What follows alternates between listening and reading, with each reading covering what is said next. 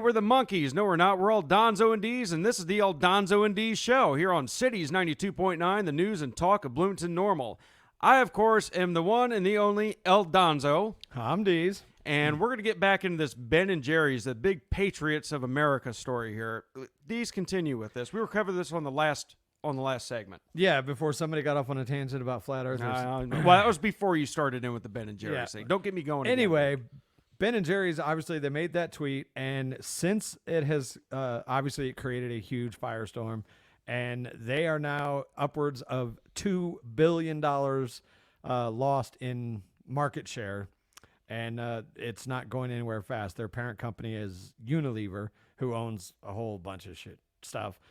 Yeah, you're going to have to believe that. Just keep going. And their market share has dropped over $2 billion. And this is literally, where are we at? We're on July 8th, so in 4 days. So it'll be interesting to see just how much this brand tanks over the course of the next few weeks.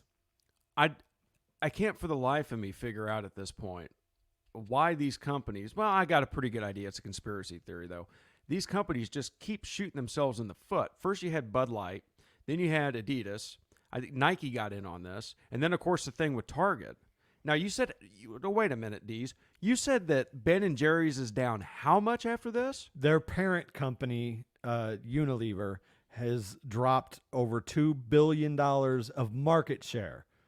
So they could possibly recover that. But, you know, the way the stock market works, same thing come out with Bud Light right off the bat. We'll know as far as what, like when sales reports starts coming out, how much it's going to hurt. But the initial shockwave hurt them badly. Whether or not they recover is another story, but definitely not a good look. Absolutely. Speaking about leading marches and being a trendsetter, did you read about Madonna had to be brought back from the dead with a Narcan injection? Allegedly. Allegedly. Okay, everything's allegedly, isn't it, Deez? Everything's allegedly. Can we have everything louder than everything else? If there is one thing I've learned from watching and listening to Pat McAfee is that anytime you're going to make any kind of accusations, use the word allegedly. I'm not making accusations. No, I'm not, but you know what I mean. I'm reading the news. Look, all Pat was doing was reporting on the fact that people thought Brett Favre stole from welfare, and he got sued over it, but saved his own butt by saying the word allegedly every time. Yeah, so. okay. Well, anyway, this Gateway pundit, Madonna had to be brought back from the dead, allegedly, with a Narcan injection, according to Radar Online. Now, here's the thing. It wasn't for an opioid overdose. She, I guess, apparently had sepsis, and I did not know this myself, but Narcan, I think, can actually reverse some of that with sepsis. Did you read this? Yeah. That was, Madonna's brush with death was far worse than anyone knows. Radar Online has exclusively been told. When the Queen of Pop was found unresponsive on June 24th, those who discovered her lifeless body were forced to administer a Narcan injection. Narcan is an emergency medical treatment commonly used to reverse the life-threatening effects of a suspected overdose, but it is also used to reverse acute septic shock in patients. Well, I'm glad they say Madonna because she's such a national treasure. What do you think, Deez? She's done a lot for music. I'll say that. She's done a lot for music, but she's nuts. Have you seen her lately? Yeah. She looks like... Yeah, we talked about it. In fact, we have a commercial about it. Oh, yeah, Madonna's sinking slabs. That's what it is. Yeah. Yeah, start jacking with Envirosil. Give another shout out to them. If you got sunk, I'm El Donzo. I am Deez. And great news, Back to the Future was right. They're 8 years late, but it looks like they were right. We are on the cusp of flying cars. Where the F is my jetpack?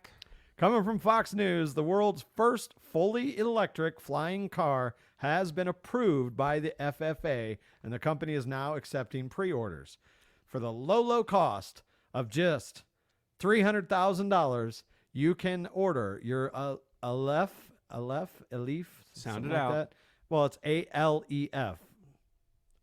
Don't look at me. This is your story, buddy. I'm going to call them Aleph. Aleph. Aeronautics You're kind of website aloof, though. Yeah, a little bit. They are accepting pre-orders, and this thing looks really spacey, like almost like it literally was in the Jetsons.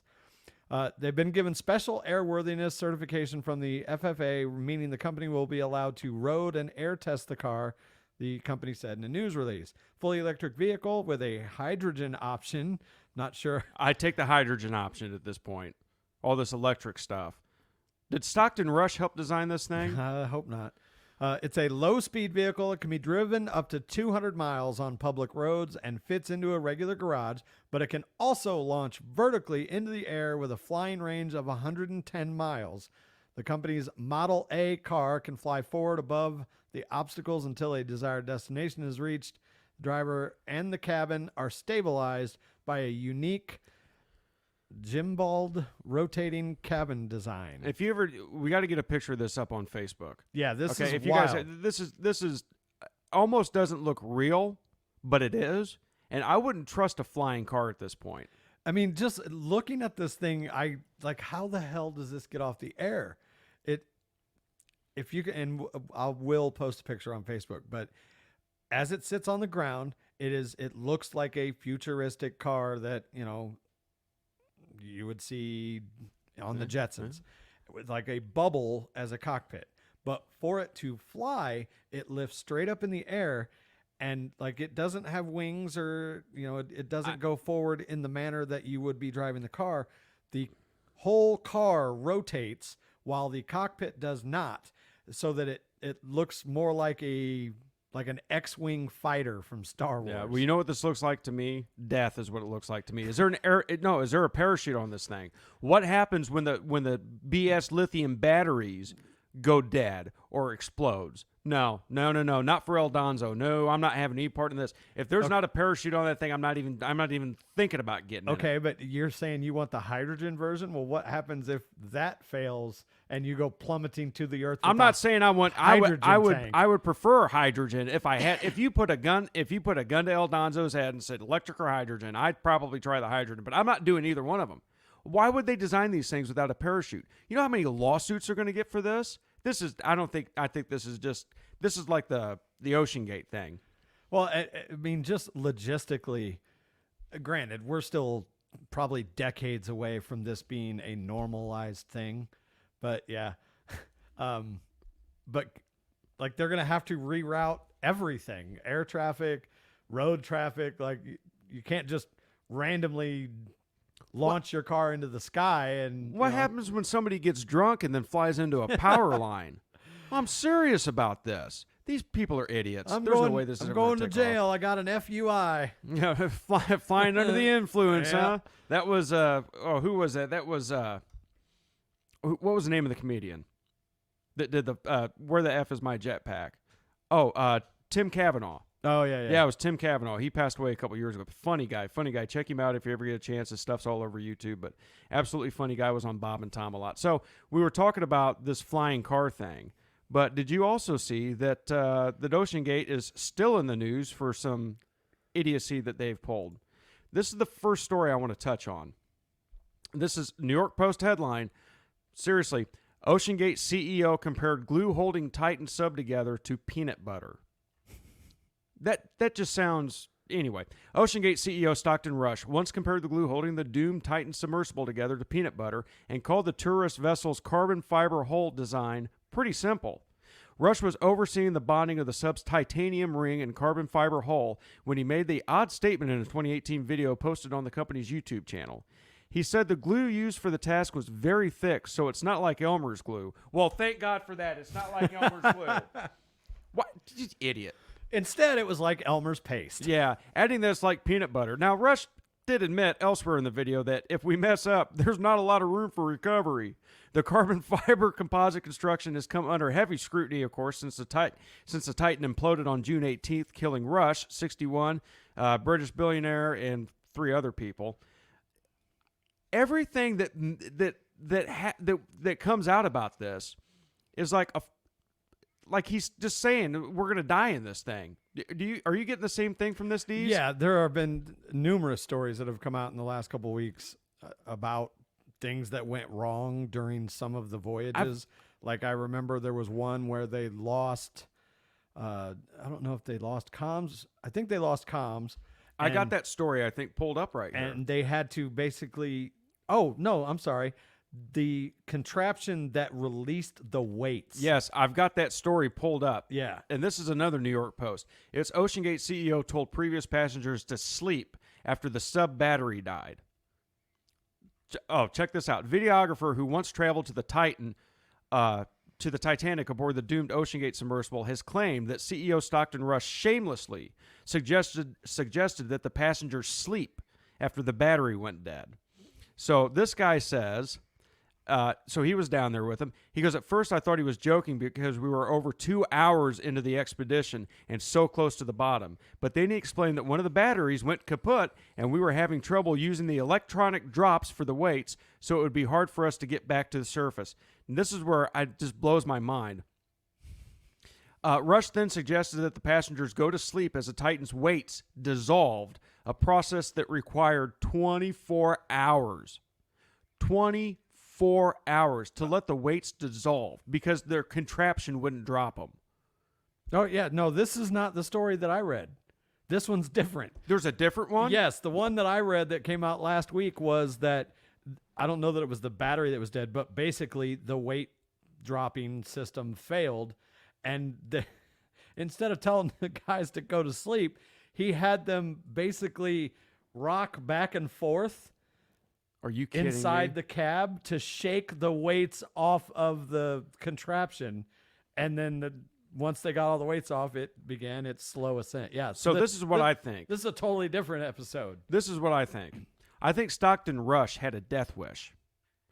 No, I seriously do. I think he one of those guys that maybe wanted to commit suicide, but just didn't have the moxie to do it himself.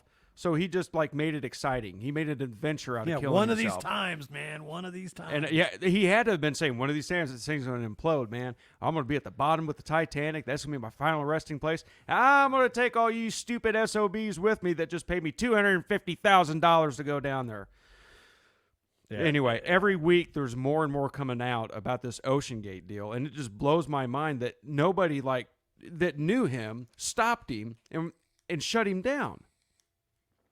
Who in their right mind? All this stuff that we're talking about is not new. Is not news, really. It's been out there. Anybody could have found it. If I would have been interested in OceanGate, I could have found all this stuff. Right. This was out there as public knowledge, and people just let this guy do this. It just baffles me. It baffles me. Something else that baffles me real quick. This is a page 6 article. Did you happen to read this? I did. Aubrey O'Day. Now, tell everybody who Aubrey O'Day is, because you're more familiar with this chick than I am. She was like a model and a musician and a big social media presence. So she was a squeeze of Donald Trump Jr.'s, and I guess he had an affair on his wife with her. And she's come out, and she was on the Mea Culpa podcast with everybody's favorite dirtbag Michael Cohen, and she reflected on the first time that she and the former president's oldest son allegedly had sex. Quote, I was hosting a gay club, and our first time going out together, he wanted to see me so bad, and I told him, well, I'm going to be at a gay club tonight. So Don shows up at the gay club, and I'm talking about this is one of the biggest gay parties in New York. It's a huge effing club, she continues. Everybody was in a G-string or less. While the former MTV star thought there was no way Trump would have a good time, she claimed he was super comfortable despite his current anti-LGBTQIA LMNOZ views. I looked at his Instagram for the first time in years and saw all kinds of jokes of belittling the gay community, and I thought to myself, man, you were super comfortable in that club. In fact, so comfortable that we ended up going to the bathroom and, for the first time, had sex in a gay club bathroom. So this is, of course, being meant as a cheap shot on the Trump family. So first of all, just because somebody comes out, and we discussed this earlier in the show, comes out and says, hey, I don't support what's going on right now, doesn't mean you're not comfortable with gay people. I think this perfectly illustrates it. I mean, she's a gorgeous woman. Yeah. Why wouldn't you? Obviously, this just proves the fact that conservatives, even though we're against some of this stuff going on, we don't care. It doesn't bother us. We're not homophobes. No. Again, parents, send the children out of the room. I would have had relations with this woman on the dance floor of the gay club. Oh, absolutely. I'd have done it in front of I'd have had relations with her at the Thanksgiving table in front of my family. That's how hot she is. I don't get how this is a story, and just because he seemed comfortable, it's a club. That just solidifies even more that Donald Trump Jr. is a self-respecting man. I've gone to Diesel multiple times and had a great time, and guess what? I didn't go home with anybody of the same sex. it's just a place I'm having a good time at.